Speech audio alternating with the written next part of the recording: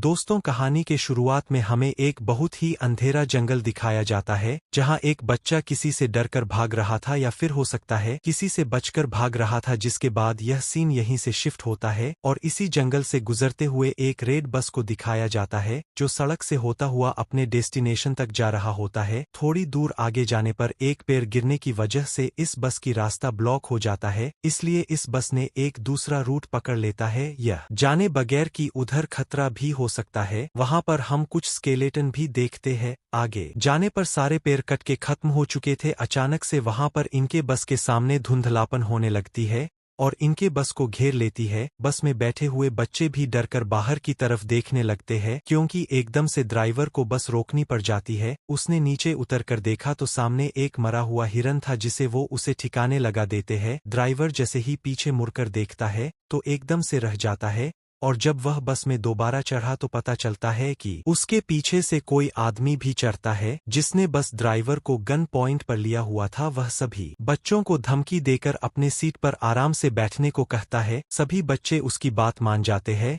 और बस में आराम से बैठ जाते हैं। इसी बस में बैठे हुए एक बच्चे को याद आता है कि उसने न्यूज में इस आदमी के बारे में पढ़ा था। वो एक सीरियल किलर था और यह कुछ ही दिन पहले जेल से भागा था। और यही नहीं बल्कि डरा देने वाली बात तो यह थी कि यह आदमी सिर्फ टीनेजर को ही मारा करता था, या यह कह सकते हैं कि वह एक साइकोपैथ है। इस आदमी के कहने पर सभी लोग अपने फोन को विंडो से बाहर फेंक देते हैं और ड्राइवर अपनी बस चलाता रहा और चलते हुए ड्राइवर ने एक और साइन बोर्ड मिस कर देता है जिस पर लिखा हुआ था कि वे एक मिलिट्री के खाली जोन की तरफ बढ़ रहे हैं, यानी एक ऐसा एरिया जहां सालों पहले रिसर्च की गई थी लेकिन अब वहां पर कोई इंसान नहीं रहता है।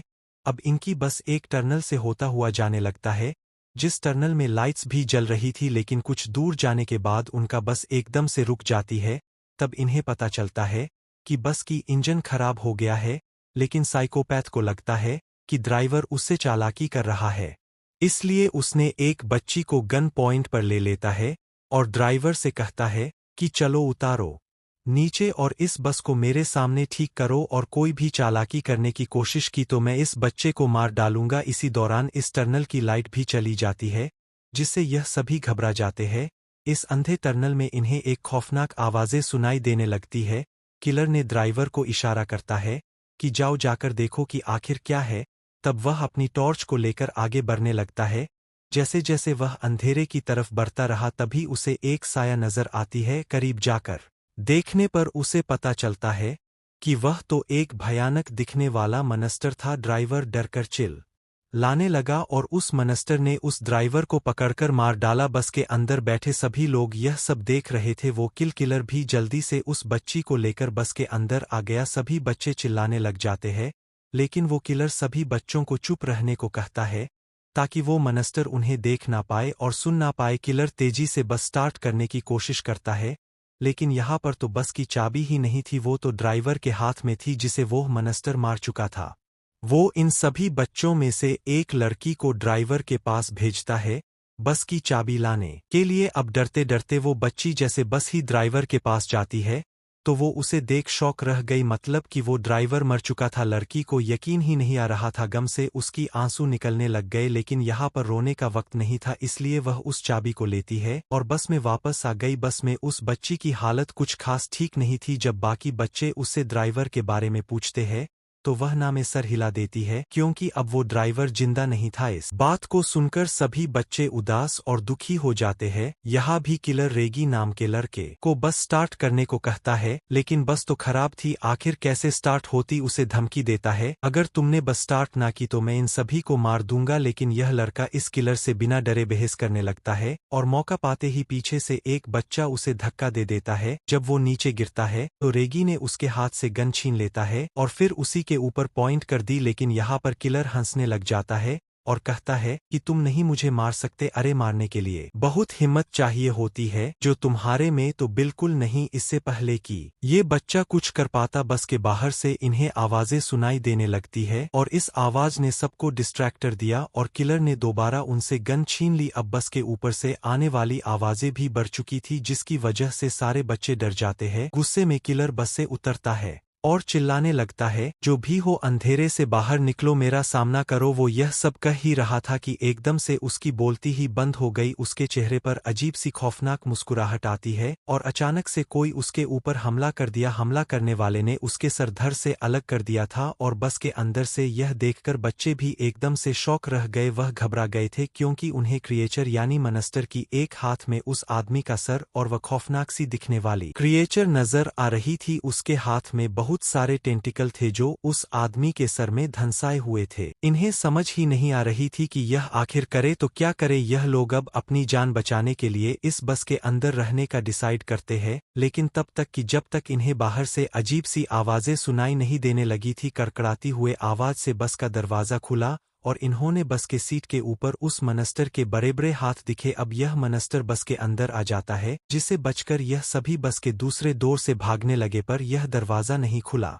उसके हाथ में टॉर्च थी। जब गलती से मनस्टर की तरफ होता है तब यह नोटिस करते हैं कि यह मनस्टर लाइट से डर रहा है। बस इसी चीज का फायदा उठाते हुए इन्होंने लाइट के जरिए उस मनस्टर को दूर रोक कर रखा कि इतने में इनका बस का दरवाजा भी खुल गया और यह लोग बस से उतर गए। लाइट को मनस्टर की तरफ रखते ही सभी बच्चे आगे की तरफ भागते रहे और एक बंकर के अंदर पहुंच जाते हैं। बंकर के अंदर एक रूम भी होता है जिस पर इस पूरी जगह का एक मैप बना हुआ था, जिसे देखने के बाद इन्हें पता चलता है कि यह एक मिलिट्री बेस है। और अगर यह एक मिलिट्री बेस ही तो यहाँ पर लाइट भी हो सकती थी और कंट्रोल पैनल भी हो सकता था। इसलिए यह लोग प्लान बनाते हैं कि अगर उस मनस्टर से बचकर रहना है तो इस मिलिट्री बेस के लाइट को ऑन करना होगा, जिससे यह लोग यहाँ से बचकर जा पाए। मैप को रखकर यह सभी एक पूरा प्लान बनाते हैं और सोचने लगते हैं कि आखिर कहाँ पर वो कंट्रोल पैनल हो सकता है। नोलन और उसके साथी पावर पॉइंट को ढूंढने के लिए चले जाते हैं, जबकि यहाँ पर बैठे ये तीनों अजीबोगरीब तरीकों से अपना टाइम पास कर रहे थे। जिसके बाद एक लड़की दोनों लड़कों से कहती है कि मुझे वॉशरूम जाना है, लेकिन वह जा नहीं सकती थी क्योंकि उसे डर लग रहा था। इसलिए रेगी उसके साथ चला जाता है। रेगी उसे अपने बातों ही बातों में तंग किए जा रहा था, इसलिए क्वी उसे अब कोई नहीं जवाब दे रही थी। अब काफी देर हो गई। जब तब रेगी पीछे मुड़कर देखने लगा तब उसे पता चलता है कि वहां पर तो क्वी थी ही नहीं। जिसके बाद तो उसके होश ही उड़ गए। जोर जोर से चिल्लाते हुए वह क्वी को यहाँ वहां ढूंढने लगा तो उसके दूसरे दोस्त को भी पता चल गई कि क्विनी गायब है। इसलिए एक दूसरे एरिया में क्वी को ढूंढने लगे और आखिर एक ऐसी जगह पहुंचे जहां इन्हें क्वी दिख गई। लेकिन उस समय क्विनी के ऊपर एक मनस्टर था,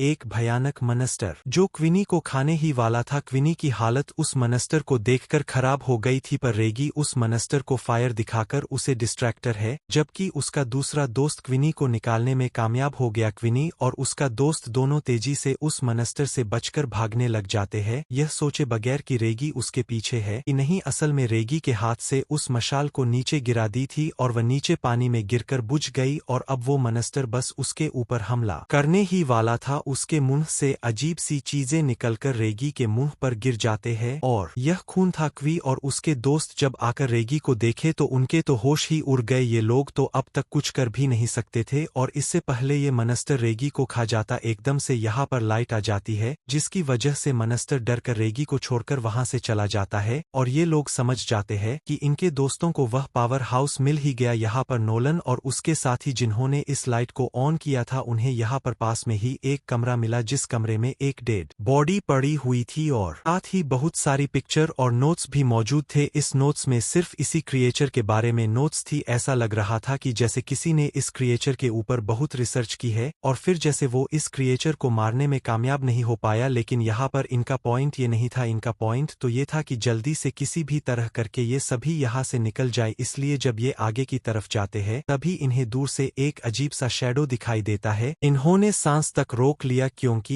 यह मनस्टर भी हो सकता था, पर उन्हें पता चलता है कि यह कोई मनस्टर नहीं बल्कि इन्हीं के तीनों साथी थे, जिनको देखकर ये तीनों खुश हो गए और उनके पास चले गए। यह खुशी कुछ ही पल के लिए थी क्योंकि उन्होंने क्वी के गर्दन पर एक निशान देखा जो जख्म था, बहुत ही काफी बुरी जख्म जिसके अंदर से खून निकल रहा था। सभी लोग सोचने लग जाते हैं कि क्वी तो अब उस मनस्टर से इफेक्टेड हो चुकी है। इसलिए कुछ लोग इसमें से कहते हैं कि शायद हमें क्वी को साथ में नहीं रखनी चाहिए, लेकिन ये लोग ऐसा नहीं करते, ये क्वी को साथ में ही रखते हैं। उसके साथ आखिर क्या होने वाला है इसकी इन्फॉर्मेशन लेने के लिए ये सभी लोग दोबारा उसी कमरे में जाते हैं जहां पहले उन्हें बहुत सारी नोट्स मिले थे उस मनस्टर के बारे में। वहां पर पड़े हुए बहुत सी नोट्स में से वो एक नोटबुक उठाते हैं और उसे पढ़ना शुरू कर देते हैं। यह एक लड़के की कहानी थी जिसे अपनी बहन के साथ नई नई चीजों को एक्सप्लोर करना बहुत अच्छा लगता था, और इसी तरह से यह लोग एक्सप्लोर करते करते एक दिन ये लोग इस मिलिट्री बेस तक आ गए। वह लड़का जिसने इस कहानी को लिखी थी वह मैप को गौर से देखता रहा और वह पीछे ही रह गया, जबकि उसकी बहन आगे की तरफ बढ़ती रही और एकदम से वह कुछ देखकर शॉक हो गई, जैसे उसे अंदर से कुछ अजीब चीज नजर आई हो। पीछे जो उसका भाई था वह जैसे ही उसकी तरफ देखता है तो अब बहुत देर हो चुकी थी। टनल के अंदर से चीखने चिल्लाने की आवाजें आ रही थी, इसलिए वह खुद डर गया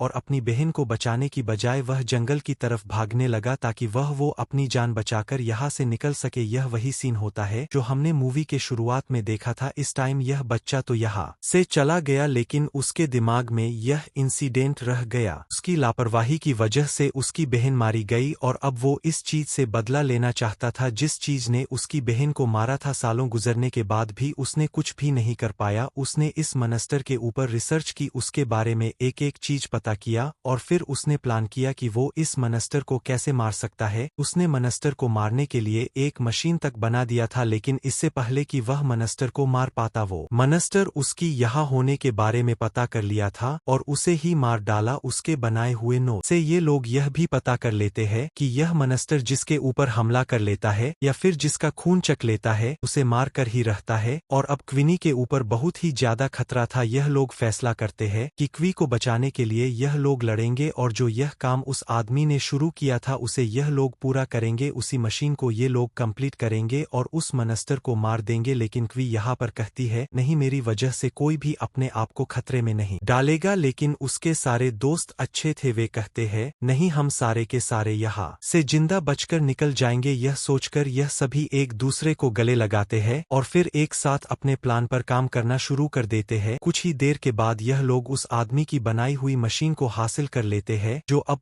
पूरी तरह से काम भी कर रही थी। यह देखकर ये लोग बहुत खुश हुए, लेकिन अभी भी काम बाकी था उस मनस्टर को इस मशीन के सामने लाना, जिसके लिए ये लोग एक ट्रैप बनाते हैं। क्वी की खून से भीगी हुई कपड़े एक खाली जगह पर रख देते हैं ताकि उसे सूंघ हुए वो क्रिएचर वहां तक आ जाए। थोड़ी ही दूरी पर उन्होंने क्वी को भी खड़ा किया हुआ था ताकि मनस्टर एकदम से सही जगह पर आए और ये लोग लाइट जलाकर उसे मारते। उनके प्लान के मुताबिक वो मनस्टर इनके सामने आया भी, वो सूंघ हुए उसने क्विनी के कपड़े भी उठाए, लेकिन यह क्वी नहीं थी, वो जान गया था। ठीक इसी टाइम नोलन को वो ट्रिगर नीचे करना था, लेकिन बदकिस्मती से वो ट्रिगर फंस गया, जिससे मनस्टर क्वी को ढूंढते हुए उसके पीछे आ गया। इससे पहले वो क्विनी के ऊपर हमला कर पाता, ठीक उसी वक्त वो लोग उस मशीन को चालू कर देते हैं और बहुत सारी लाइट उस मनस्टर पर पड़ने पर मनस्टर क्वी को छोड़ देता है। क्विनी और उसकी दूसरी साथी तेजी से भागते हुए टनल से बाहर निकल आते हैं। अब इनके एक साथी तेजी से भागते हुए उस मनस्टर के पेट में स्टैब कर देता है, लेकिन इनकी वार से मनस्टर का कुछ नहीं बिगड़ा था। अब इन सभी के पास यही बचा हुआ था कि ये सभी यहाँ से अपनी जान बचाकर भागे। हाथों में मशाल लिए हुए ये सभी बाहर की तरफ भागने लगते हैं, लेकिन अब मनस्टर इनके पीछे पीछे था। वो दोनों लड़कियां तो कब की टनल से बाहर निकल गई। टनल से बाहर निकलने के बाद उन्होंने काफी अच्छा फील किया और फिर पीछे देखा जहां अभी उनके दोस्त नहीं आए हुए थे और अब उनके सामने मनस्टर भी खड़ा हुआ था। डर से ये लोग कांपने लगे, लेकिन मनस्टर बाहर नहीं आया क्योंकि बाहर रोशनी थी। कि तभी वह तीनों दोस्त पीछे से मनस्टर के करीब आकर उस पर आग लगाकर टनल से बाहर आ गए। मनस्टर आग में जल गया और फाइनली इनका प्लान काम भी किया और सक्सेसफुल रहा। इन्होंने उस मनस्टर को मार दिया था और इन सबकी जान बच गई थी। यह न सिर्फ अपने लिए बल्कि यहाँ पर सभी के आने वाले खतरा को खत्म कर दिया था। मूवी के लास्ट में यह बच्चे अपने ड्राइवर को याद करते हैं जिसने इनसे एक पहेली पूछी थी कि वो ऐसी क्या चीज है जो हर मुसीबत से हमें बाहर निकाल देती है। उस टाइम तो इन्हें उस पहेली का जवाब नहीं मिला था, लेकिन अब यह लोग पूरी तरह से समझ गए थे कि वह चीज हिम्मत है जो किसी इंसान को बड़ी सी बड़ी मुश्किल से बाहर निकाल देती है।